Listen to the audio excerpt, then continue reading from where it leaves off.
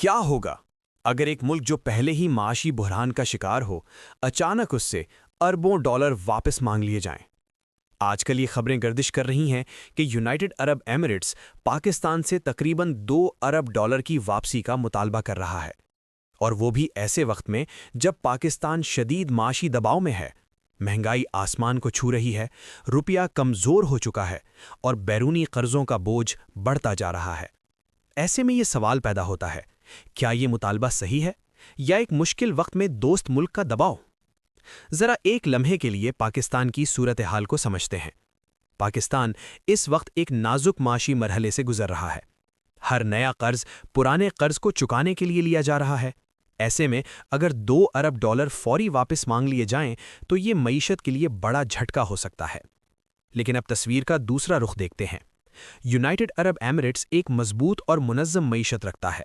وہ قرض دیتا ہے، لیکن ایک اصول کے تحت۔ یہ کوئی امداد نہیں ہوتی، یہ ایک معاہدہ ہوتا ہے، اور عالمی مالیاتی نظام میں ایک حقیقت ہے: قرض واپس کرنا ہی پڑتا ہے، چاہے حالات جیسے بھی ہوں۔ اگر پاکستان ادائیگی میں تاخیر کرتا ہے تو دباؤ بڑھ سکتا ہے، سفارتی سطح پر بھی اور مالی سطح پر بھی۔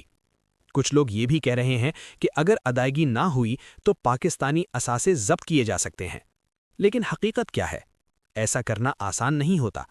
اس کے لیے عالمی قوانین، عدالتیں اور لمبا قانونی عمل درکار ہوتا ہے۔ لیکن دباؤ پھر بھی حقیقت ہے۔ اب سوال یہ ہے کہ یو اے ای ایسا کیوں کر رہا ہے؟ اس کا جواب ہمیں خطے کی صورتحال میں ملتا ہے۔ مشرق وسطیٰ ایک حساس علاقہ ہے۔ اگر یہاں کوئی بڑی جنگ ہوتی ہے، خاص طور پر ایران جیسے ممالک شامل ہوں، تو اس کا اثر تیل، تجارت اور معیشت پر پڑتا ہے۔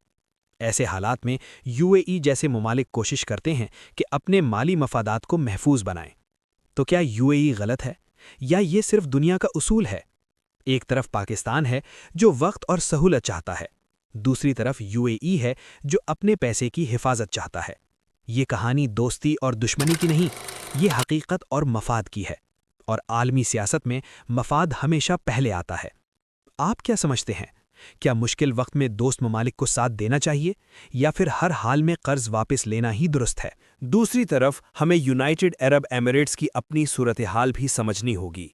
مشرق وسطیٰ اس وقت ایک انتہائی حساس خطہ بن چکا ہے، جہاں کسی بھی وقت کشیدگی جنگ میں تبدیل ہو سکتی ہے۔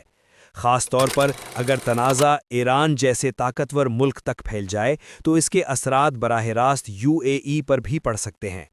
ماضی میں بھی اس خطے میں میزائل اور ڈرون حملوں کے خطرات دیکھے گئے ہیں، جنہوں نے یو اے ای کی سیکیورٹی اور معیشت دونوں کو خطرے میں ڈالا۔ ایسی صورتحال میں یو اے ای کو نہ صرف اپنی سرحدوں کی حفاظت کرنی ہوتی ہے، بلکہ اپنی معیشت، تیل کی سپلائی اور عالمی تجارت کو بھی محفوظ رکھنا پڑتا ہے۔